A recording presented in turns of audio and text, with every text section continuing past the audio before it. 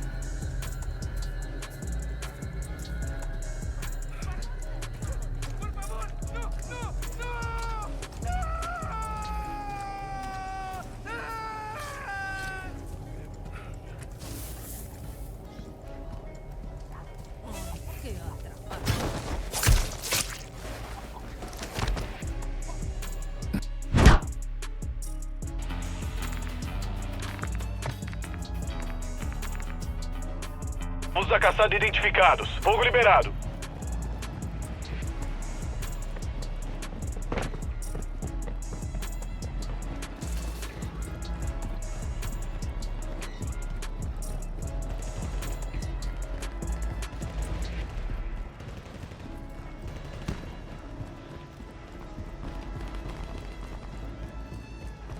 Anti-R hostil no ar!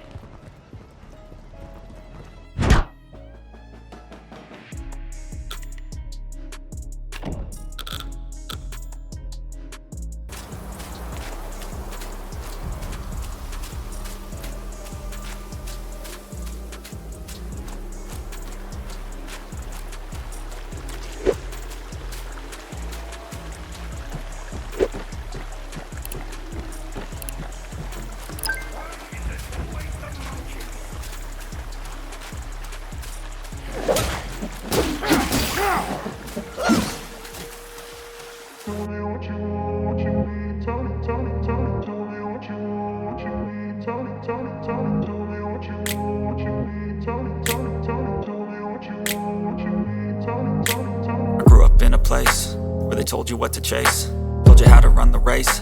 Every move was on the page.